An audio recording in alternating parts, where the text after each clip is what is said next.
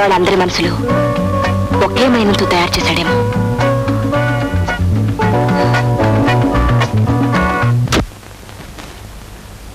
శాయనా అయ్యా, రేపు మధ్యాహ్నం నా ఫ్రెండ్స్ మన ఇంటి భోజనానికి వస్తున్నారు. తెలుసు కదా నీకు, డ్రింక్స్, ఫిష్, మటన్, చికెన్ అన్ని బ్రహ్మాండం చేయాలని మనం వంటతో చెప్పు. ఏం వినపడిందా? వినపడింది బాబు. సాయనా, తాతయ్య గారికి ఒంట్లో బాగాలేదు, ఇంట్లో పార్టీలు గొడవలు ఉండడానికి వీలేదు. అంతగా పార్టీ వదలుచుకుంటే హోటల్స్ ఉన్నాయి, క్లబ్లు ఉన్నాయి. ఏం వినపడిందా? వినపడిందమ్మా. ఏమిటా ఏం వినపడింది నీకు? ఇది నా ఇల్లు, నా ఇంట్లో నా మీద ఆంక్షలా? ఏం వినపడిందా? వినపడింది బాబు. ఏమిటయ్యా, ఏమిటి వినపడింది? నా ఇల్లు అనేది సరికాదు, ఇంటి బాధ్యతలు కూడా చూసుకోవాలి. ఫ్రెండ్స్ వేసుకుని షికాన్ తిరగడం కాదు. ఫ్రెండ్స్ ఫ్రెండ్స్ ఫ్రెండ్స్ ఎంతసేపు వాళ్ళని పడి ఏడుస్తావు ఎందుకు? వాళ్ళ నా సముద్రం దగ్గర ఏడుపు, వాళ్ళ సంగతి ఉంచు. నువ్వు చేస్తున్న పని ఏమిటి? నా ఆస్తి కోసం కాబట్టి నువ్వు ఇంట్లో ఎందుకున్నావు?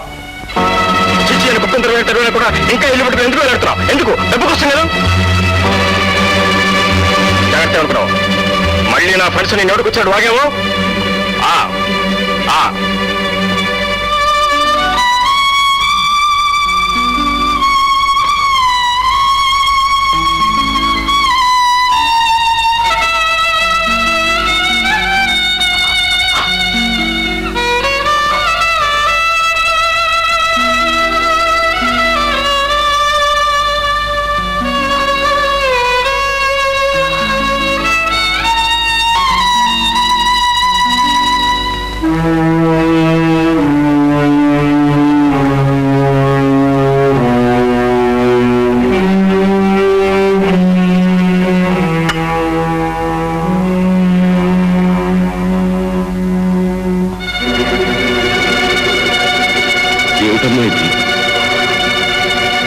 బాధ్యత నుంచి తప్పించాను. ఇందులో విశేషం ఉందమ్మా. వాడు అలా నోటుకొచ్చినట్లు మాట్లాడతాడని మనం ముందే అనుకున్నాంగా. మనిషి సహనానికి కూడా హద్దుంటుంది. ఇన్నాళ్ళు మీ మీద గౌరవంతో మనసును సమాధానపరుచుకుంటూ వచ్చాను. నీకు నా వల్ల కాదు. నా మనసును పూర్తిగా నేను చంపుకోలేను. నేను వెళ్ళిపోతాను. దయచేసి నాకు అడ్డు చెప్పకండి. గిరిజ,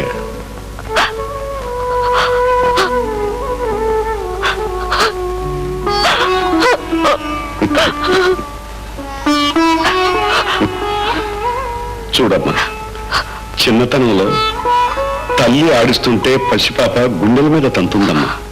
అందుకు తల్లి బాధపడుతుందా, కోప్పడుతుందా? అది వేరు, అది తెలియని పసితనం.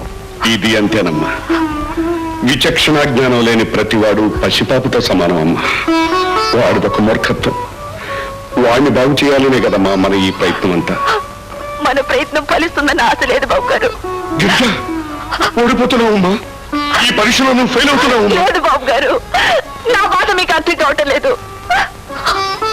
ఆయనంటే నాకు దేవుడి మీద ఉన్నంత అభిమానం ఉంది.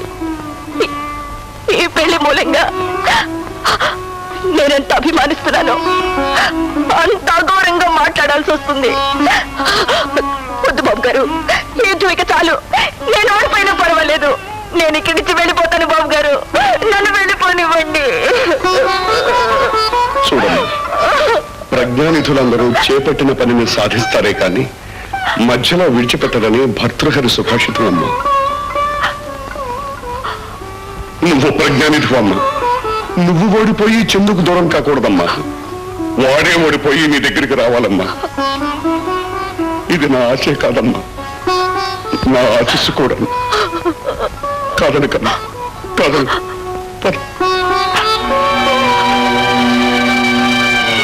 ఇంకా తీసుకో తీసుకో.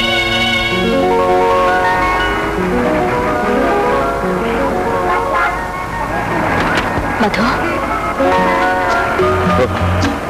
ఏమిటి గిరిచా, బాగున్నావా? ఈ ఊరు ఇప్పుడు వచ్చా? నేను ఈ ఊళ్ళోనే ఉంటున్నాను. స్టేట్ బ్యాంక్ లో ఉద్యోగం వచ్చింది. ఎన్నాళ్ళైంది? 3 నెలలకు పైగా అయింది. అమ్మ కూడా ఇక్కడే ఉంది. లక్ష్మి కూడా పురుడు పోసుకోవాలనిపించింది. నిజంగా నా మీద కోపం వచ్చింది కదా? చిచి, ఎవరు చెప్పారు? లేకపోతే వచ్చి 3 నెలలైనా ఒక్కసారి కూడా గుర్తుకు రాలేదు అంటే? అబ్బే, అదేం కాదు. అమ్మ వాళ్ళని తీసుకురావడం, ఇల్లు వెతుక్కోవడం వీటితోనే సరిపోయేది. నిజంగానా? అవును. నిజంగా నా మీద కోపం లేదు అంటే అమ్మని లక్ష్మిని తీసుకుని మా ఇంటికి రావాలి. వస్తా. ఎప్పుడు? Any time. రేపు ఆదివారం సెలవేగా అవును. వస్తావుగా? షూర్. తప్పకుండా రావాలి. అలాగే. ఇప్పుడు స్టేట్ బ్యాంక్ మేనేజర్ ఎవరు బాబు? మిస్టర్ పాణి అని, నార్త్ ఇండియా. నన్ను క్షమించి గిరిజ. ఆ ఉత్తరం రాసి నిన్ను చాలా బాధ పెట్టాను. తర్వాత అన్నయ్యకి చెబితే నన్ను బాగా చివాట్లు పెట్టాడు. అదంతా తలుచుకుంటే నా ప్రాణం పోతుంది. అయింది ఇది అయిపోయింది. అవన్నీ మర్చిపో లక్ష్మి. నిజం చెప్పాలంటే గిరిజ మా ఇంటికి దేవతలైంది బాబు. ఆ చందు రారా. వీరు మధుమూర్తి గారని గిరిజకి బాగా కావాల్సిన వాళ్ళు. హలో.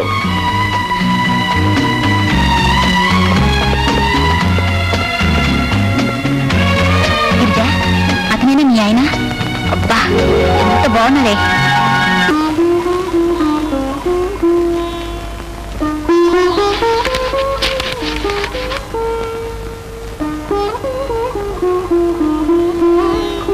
ఏమిటమ్మా పాత ఉత్తరాలన్నీ తిరిగేస్తున్నారు? ఏం లేదు సాయన్న, ఊరికి. అమ్మా, మీరు చెప్పిన పూల మొక్కలన్నీ తెచ్చానమ్మా. ఎక్కడ నాటించమంటారో చెబితే. నేను వస్తున్నాను కదా.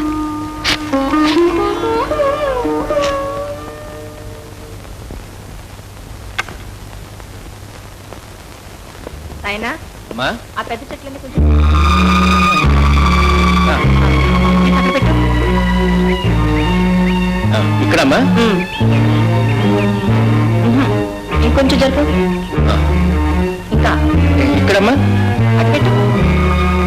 ఆ, అటు ఆ, అక్కడ ఇక్కడ పెట్టినమ్మా. కొంచెం జరుపు.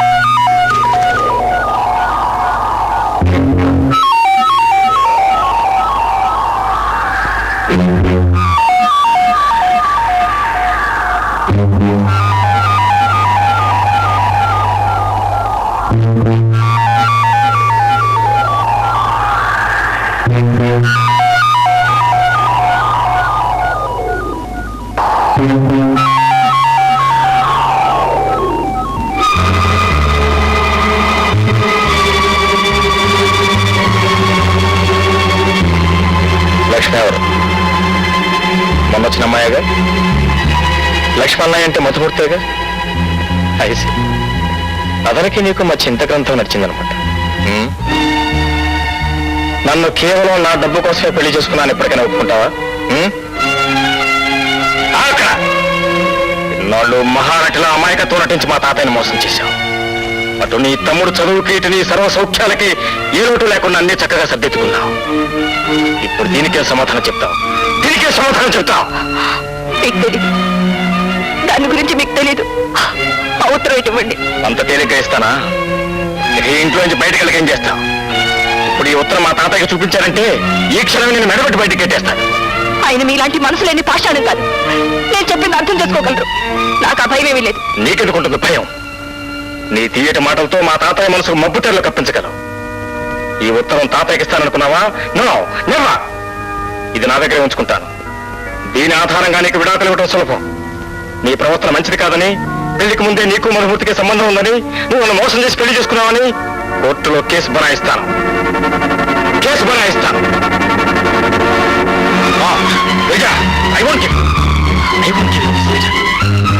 ఏమైనా సరే ఈ ఉత్తరం నీకు